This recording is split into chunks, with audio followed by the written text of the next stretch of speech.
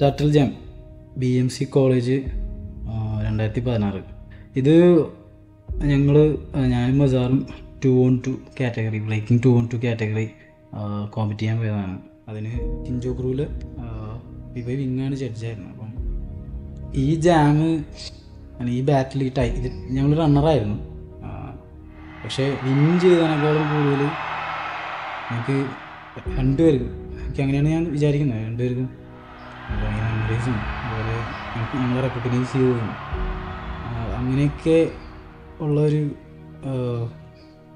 ബാറ്റിലായിരുന്നു അത്.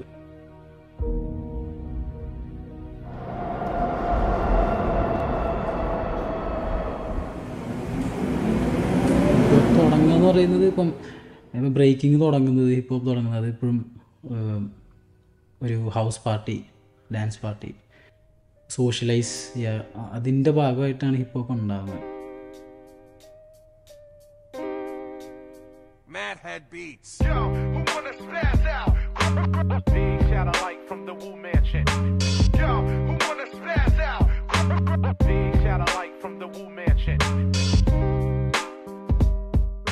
ഇതൊരു African American dance സ്റ്റൈലാണ്, അല്ലെങ്കിൽ ഒരു കൾച്ചറാണ്, ഒരു ആർട്ട് ഫോമാണ്.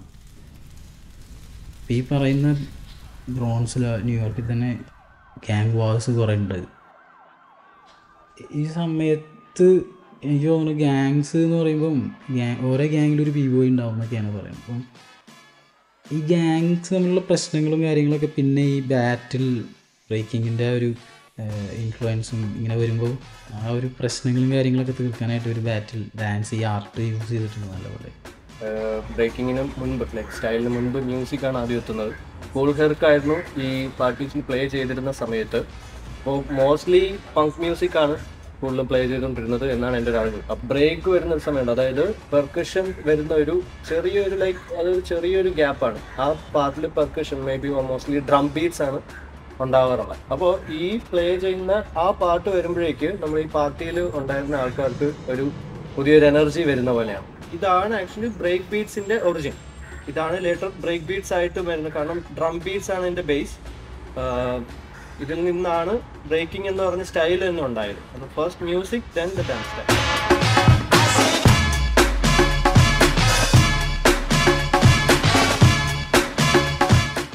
അതായത് ഹിപ്പ് ഹോപ്പ് എന്നുള്ള വാക്ക് വരുന്നത് എനിക്കറിയാവുന്ന സംഭവം എന്ന് വെച്ച് കഴിഞ്ഞാൽ, ഇപ്പം ആഫ്രിക്കൻ പെമ്പാറ്റേൻ്റെ അടുത്ത് 81 ചോദിക്കുകയാണ് നിങ്ങൾക്കുള്ള ഈ കൾച്ചറിന് നിങ്ങൾ എന്ത് വിളിക്കും എന്ന് പറയുമ്പം ആ സമയത്താണ് ആഫ്രിക്കൻ പെമ്പാട്ടി ഈ സംഭവം പറയുന്നത്. ഇത് ഹിപ്പ് ഹോപ്പ് എന്ന് വിളിക്കും എന്നുള്ളൊരു സംഭവം വരുന്നത് അപ്പോഴാണ്.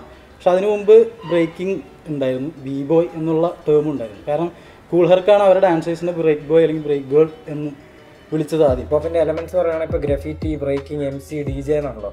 അപ്പോൾ ഈ എല്ലാ എലമെൻറ്റ്സിനും അതിൻ്റേതായ സ്പേസ് ഉണ്ട്. അപ്പം ഈ സ്പേസ് ജനറേറ്റ് ആവുന്നത് എങ്ങനെയാണെന്ന് വെച്ച് കഴിഞ്ഞാൽ ഇതിന് ഷോക്കേസ് ചെയ്യാൻ ഒരു സ്ഥലം വേണം. അപ്പം ഒന്നെങ്കിൽ അത് പല പല രീതികളുണ്ട്. അതായത് ഇവൻറ്റ്സിൽ പ്ലേ ചെയ്യാം. പിന്നെ സൈഫർ എന്ന് പറഞ്ഞൊരു ടേമുണ്ട്. അതെന്ന് പറയുമ്പോൾ പല ഒരു സ്റ്റൈൽ ചെയ്യുന്ന ഒരു സ്റ്റൈലിന് നിർബന്ധമില്ല. ഇപ്പോൾ ഒരു ഡാൻസേഴ്സ് തന്നെ ഫോം ചെയ്യുന്ന ഒരു സ്ഥലത്ത് അവർ തന്നെ ഇപ്പോൾ പ്രത്യേകിച്ചൊരു മോട്ടീവ് ഒന്നും ഇല്ലാണ്ട് ആ ഡാൻസിൻ്റെ ആ ഒരു ഇഷ്ടം കൊണ്ട് ആ സ്പേസ് ഷെയർ ചെയ്യുമ്പം അവിടെ ഒരു സൈഫർ ക്രിയേറ്റ് ആവും. ഓർക്കൂട്ട് മിക്ക ഫസ്റ്റ് ജനറേഷൻ ബോയ്സിന് അറിയാവുന്നൊരു സൈറ്റാണ്, സോഷ്യൽ മീഡിയയാണ്. അവിടെയാണ് എല്ലാവരും മീറ്റ് ചെയ്യുന്നത്. ഞാൻ ഇന്ത്യയിലെ കുറേ ആൾക്കാരെ കാണുന്നതും മീറ്റ് ചെയ്യുന്നതൊക്കെ അവിടെയാണ്. അവിടത്തെ എന്ന് വെച്ചാൽ ഞാൻ റോക്കുമേഴ്സിനെ കാണുന്നത്. റോക്കുമേഴ്സിൻ്റെ വീഡിയോസും ഫോട്ടോസൊക്കെ നമ്മൾ പണ്ടേ കാണും. അപ്പം അങ്ങനെ റോക്കുമേഴ്സ് ഒരു ചാനലിൽ റിയാലിറ്റി ഷോയ്ക്ക് വരുന്നു. അപ്പം ഞാൻ ബ്രേക്കിംഗ് തുടങ്ങിയിട്ട് 6 മാസമായിട്ടുള്ളൂ. പക്ഷേ ഞാൻ വരെ കണ്ടിട്ട് ഭയങ്കര ഇൻസ്പയറായി. എന്ന് വെച്ചാൽ അവരാണ് ഞാൻ ആദ്യമായിട്ട് കാണുന്ന കേരളത്തിൽ. എന്ന് വെച്ചാൽ ഞാൻ വിചാരിച്ചുകൊണ്ടിരുന്നത് വേറെ ആരും ചെയ്യുന്നില്ല എന്നാണ്. കാരണം വേറെ ഒന്നുമില്ല, ലിമിറ്റഡ് ആയിട്ടുള്ള ആക്സസ് ഉള്ളതുകൊണ്ടാണ്. അത് എൻ്റെ ഒരു അറിവിൻ്റെ പരിമിതിയാണത്. പക്ഷേ അവരെ കാണുന്നവർക്ക് മെസ്സേജ് അയക്കുന്നുണ്ട്. അവരാദ്യമായിട്ട് കാണുന്നത് ഞാൻ തിരുവനന്തപുരത്ത് വന്നിട്ടാണ്. പക്ഷേ അവർ ഭയങ്കരമായിട്ട് നമ്മളെ ബോയ് മിത്ത്, യാങ്കോ, ബോയ് കയോ, അങ്ങനെ കുറേ ആൾക്കാരുണ്ടായിരുന്നു.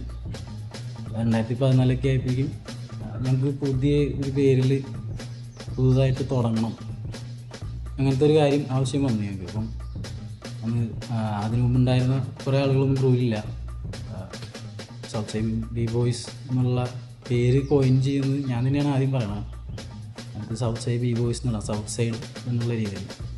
അതായത് ക്രൂവിൽ മെമ്പേഴ്സ് എന്ന് പറഞ്ഞാൽ ഹൈറ്റോൺ, മസാറു, ആൻസോ, കിഡ്മക്ക്, ഡൈസ്, ജീമൂസ്, പ്രജിത്ത്, ഞാൻ. ഇത്ര പേരാണ് ക്രൂ മെമ്പേഴ്സായിട്ടുള്ളത്. ഡൈസ് റീസെൻ്റ്ലി വന്നതാണ്, ഏറ്റവും അവസാന ക്രൂവിലേക്ക് വന്ന മെമ്പറാണ് ഡൈസ്.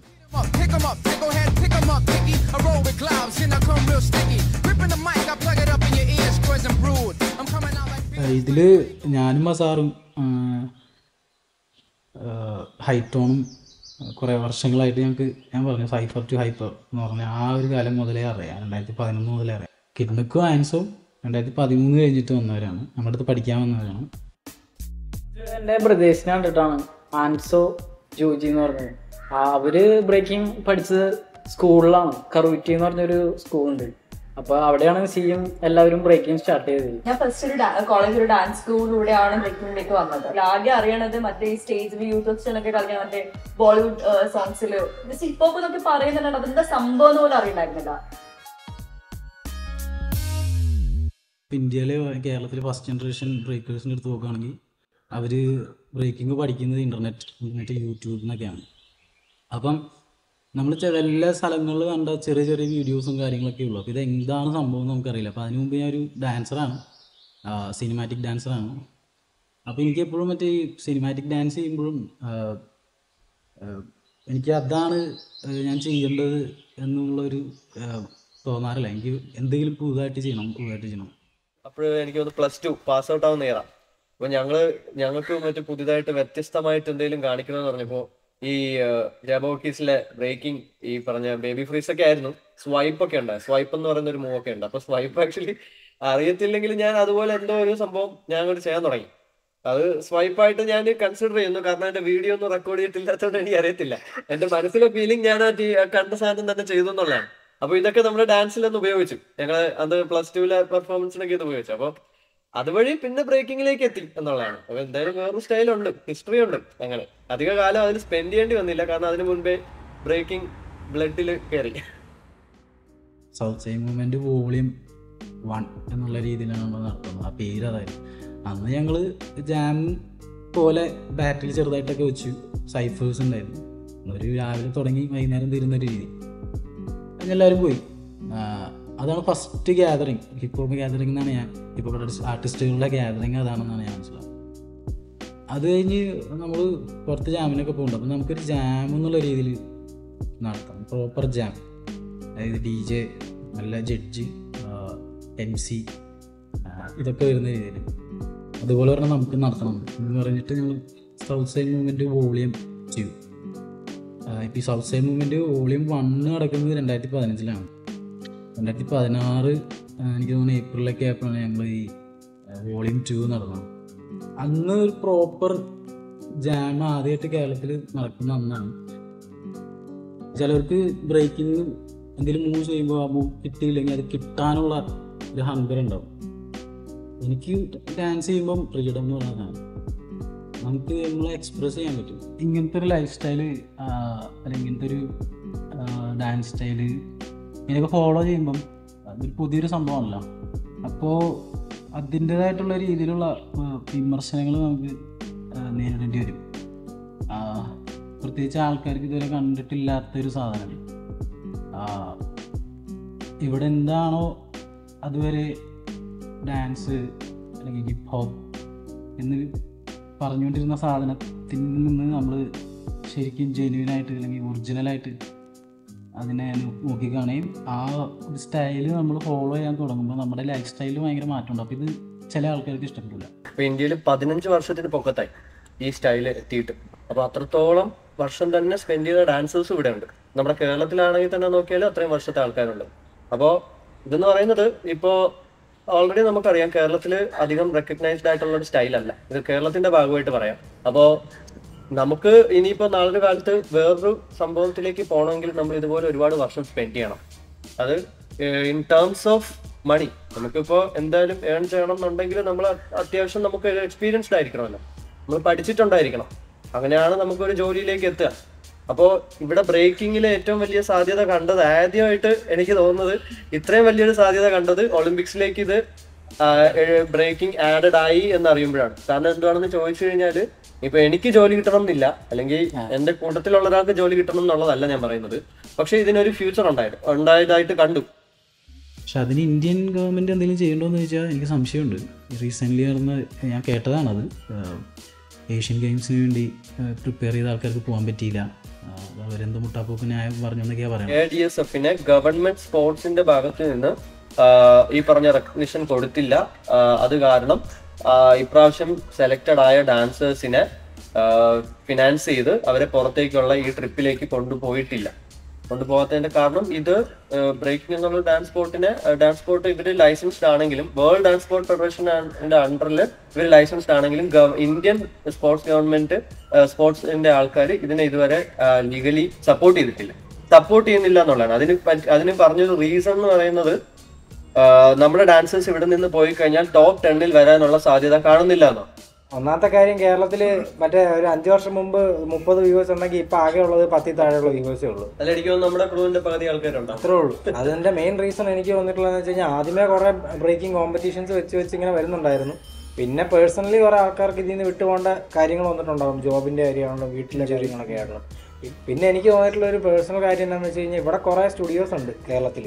അപ്പോൾ ഇവിടെ ആക്ച്വലി ഞാൻ കണ്ടിട്ട് ഇതുവരെ എവിടെയും ബ്രേക്കിങ്ങിനെ പ്രൊമോട്ട് ചെയ്യുന്നതായിട്ട് ഞാൻ കണ്ടിട്ടില്ല. കാരണം ഇവിടെ ബ്രേക്കിംഗ് പഠിപ്പിക്കുന്നുണ്ടെങ്കിൽ തന്നെ ഇവരുടെ സ്റ്റുഡിയോയിലുള്ള ആരെങ്കിലും വെച്ചൊക്കെ അവർ അഡ്ജസ്റ്റ് ചെയ്ത് പഠിപ്പിക്കുന്ന രീതിയാണ് ഞാൻ കൂടുതൽ കണ്ടിട്ടുള്ളത്. ഈ ബ്രേക്കിംഗ് എന്ന് പറഞ്ഞ സ്റ്റൈൽ ഇതിപ്പോൾ ബാക്കിയുള്ള സ്റ്റൈൽസുകൾക്കും ബാധകമായിട്ടുള്ള കാര്യം തന്നെയാണ്. അതായത് ബ്രേക്കിംഗ് എന്ന് പറഞ്ഞൊരു സ്റ്റൈല് അത്യാവശ്യം നമ്മളൊരു ബിഗിനർ ലെവൽ കംപ്ലീറ്റ് ചെയ്യണം, അല്ലെങ്കിൽ അതിൽ നിന്ന് കുറച്ച് പൊക്കത്തേക്ക് പോകണമെന്നുണ്ടെങ്കിൽ ഒരു മിനിമം ഓഫ് 4 years എടുക്കും. ഫിസിസം, അതുപോലെ ഓപ്പർച്യൂണിറ്റി ഇല്ലാത്ത ഇഞ്ചുറി, ഇതൊക്കെ നമ്മൾ ഈ സംഭവത്തിൽ നിന്ന് ബാക്കൗട്ട് ചെയ്യാനായിട്ട് നമ്മളെ പ്രേരിപ്പിക്കും. പക്ഷേ ഇങ്ങനെ സാധനം ഉണ്ടെങ്കിൽ നമ്മൾ നിർത്തണില്ല എന്ന് പറയുന്ന പോയിന്റിൽ വരുമ്പോൾ നമുക്ക് ഇതിനോട് എന്തോ ഉണ്ട് എന്ന് നമുക്ക് തോന്നും. അത് ഒരു ദിവസത്തിൽ ഇങ്ങനെ വരണതല്ല, അത് നമ്മൾ മനസ്സിൽ ആ പ്രോസസ്സ് നടക്കുന്നതിൻ്റെ കൂടെ തന്നെ നമുക്ക് മനസ്സിലാവുന്നത് ഇതാണ് ഞാൻ ചെയ്യേണ്ടത്, ഇതിനകത്ത് എനിക്ക് മാറേണ്ട ആവശ്യമില്ല. കാരണം വെച്ചാൽ ഞാൻ ഇതിനകത്ത് നിന്ന് വരാൻ പോകേണ്ട, ഇതിനകത്ത് ഉണ്ടാവാൻ പോകുന്ന പ്രശ്നങ്ങളെയൊക്കെ ഞാൻ തരണം ചെയ്യണമല്ലോ എന്നുള്ള ഒരു ആദ്യമോ ഒന്നുമില്ല, അത് ഓട്ടോമാറ്റിക്കലി നടന്നു പോകുന്നു. അപ്പം ഭയങ്കര സ്മൂത്തായിട്ടാണ് പോകണ പോലെ എനിക്ക് തോന്നുന്നത്. അപ്പം ആ സമയത്ത് അപ്പോഴാണ് എനിക്ക് തോന്നണത് ഇതാണ് ഞാൻ ചെയ്യേണ്ട സംഭവം, ഇതല്ലാതെ ഇനി വേറൊന്നും ചെയ്യണ്ട.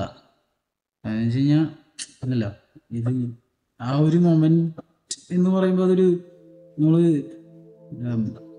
അതെല്ലാവർക്കും ഉണ്ടാവുന്ന എനിക്ക് തോന്നുന്നത്. എനിക്കൊരു അവരവരുടെ സാധനം കണ്ടുപിടിക്കും, അപ്പോൾ നമുക്ക് തോന്നും. പക്ഷെ അതെനിക്കത് 100% ഉറപ്പായിരുന്നു, തന്നെയാണ് എൻ്റെ സാധനം. അതുകൊണ്ട് തന്നെയാണ് അത് ചെയ്തുകൊണ്ടിരിക്കുന്നത്, അതുകൊണ്ടാണ് ഇത്ര കൊല്ലം ചെയ്തത്.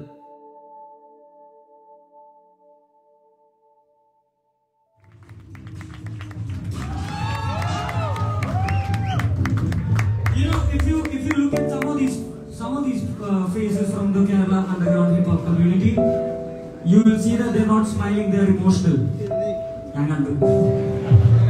It's emotional for us because, I was having a conversation around 10 years back with a friend.